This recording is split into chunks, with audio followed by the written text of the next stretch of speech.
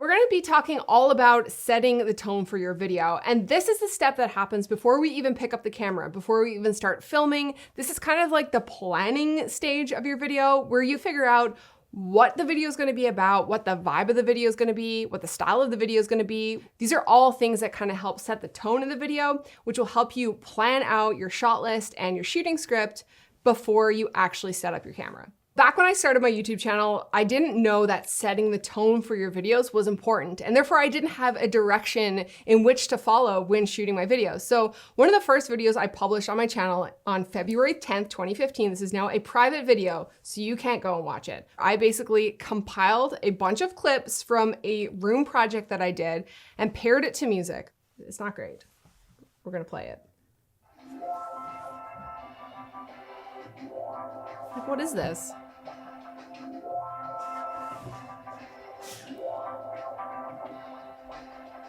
I mean, my husband looks really cute dancing. That's really sweet. Okay, we've had enough of that. What is that? The shots are overexposed. I just picked a song and put the clips in it. There's no sound design. There's no diegetic sound, so you can't actually hear what's happening in the room.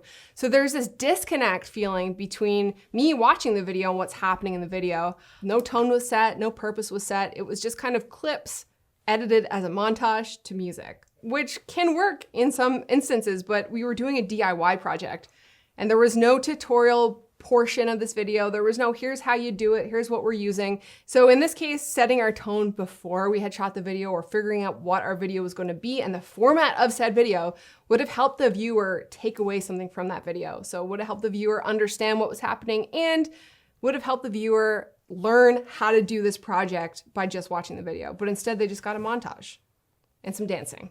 Now when I'm making videos, I ask myself a couple of questions before I even get started, and this is kind of the planning portion of the video. I'll ask myself first, what is this video going to be about? And I'll actually write down what that video is going to be about. The next question is, how do I want to present this idea? So is it in a tutorial format? Is it in a vlog format? Is it kind of like a mix of both? That's a decision you kind of need to make before you start filming.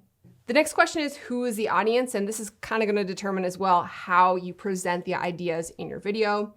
And then the next one is music. What's the vibe going to be? Is this going to be kind of a fast-paced, fun video? Is this going to be more of a serious video? Is it a tutorial? Does it need a soft soundtrack? Or are we trying to generate some hype? Do we need a really exciting track? Lastly, we kind of need to decide on the look. So what is kind of the branding going to be, or the color scheme going to be, or even like the fonts? If you're lucky enough to be handling the entire production end to end yourself, so you get to make all the artistic decisions, the edit, the final music choices.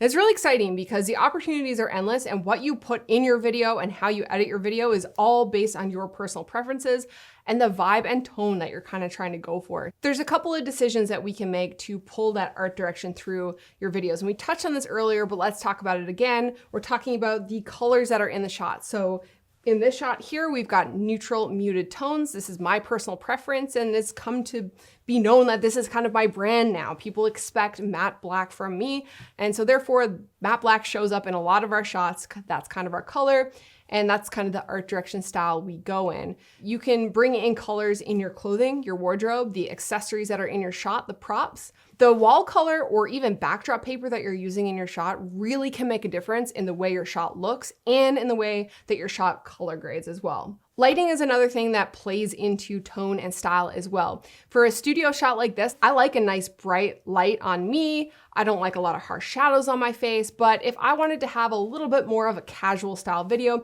then I might opt to light my shot with window light, which is free and also beautiful, but feels a little bit more relatable depending on what your audience is. So it really depends on personal preference and how you want to deliver the content. We talked all about setting your tone for your video, and it could feel a little bit overwhelming. Let's kind of break this down a little bit further.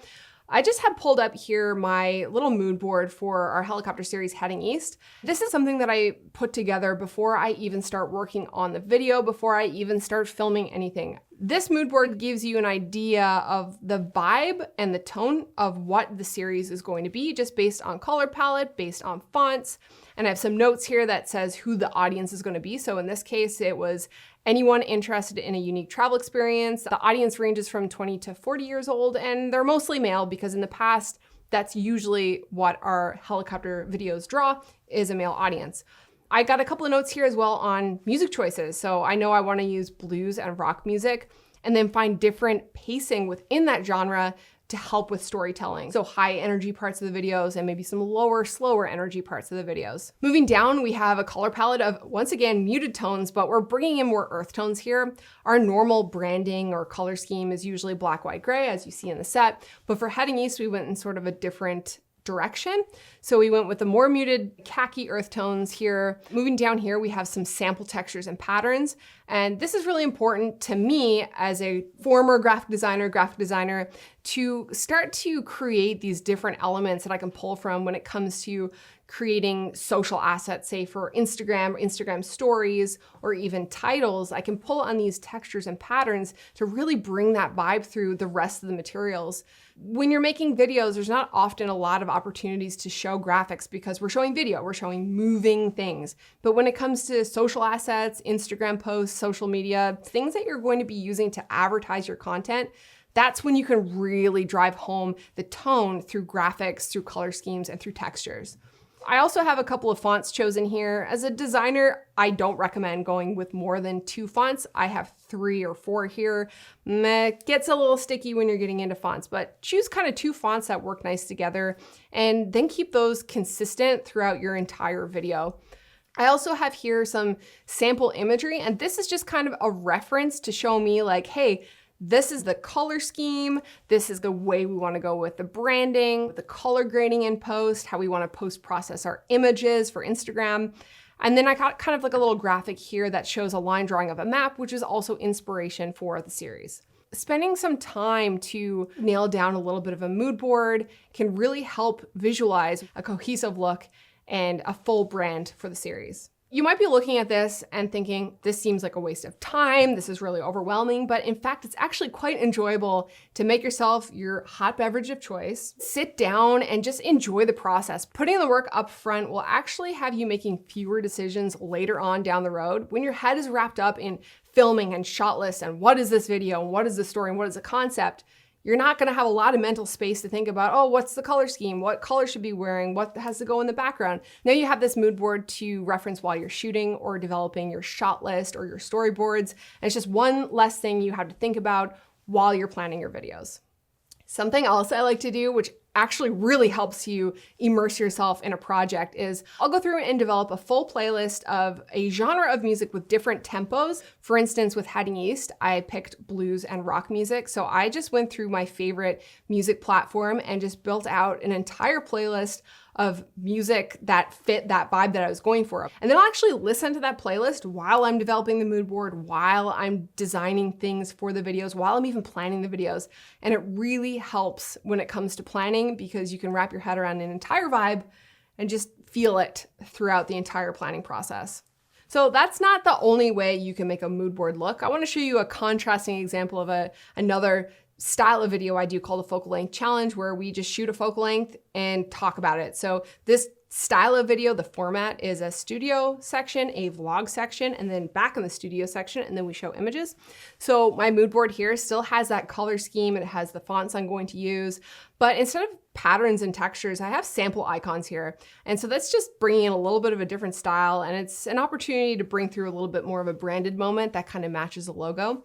And then below I have the series thumbnails. So I have 3 thumbnails here so I can see that there's a consistency. So I know the next time I do a video like this is exactly how the thumbnail is gonna look, and this is the type of photo I need to shoot.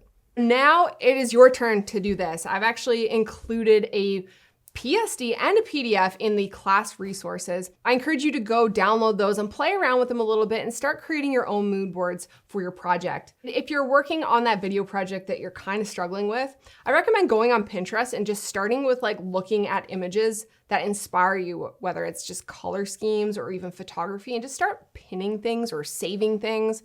And then you can start building your mood board from there. In the next lesson, we're gonna dive into assembly and pacing, and we can start to put that whole tone concept together in the edit.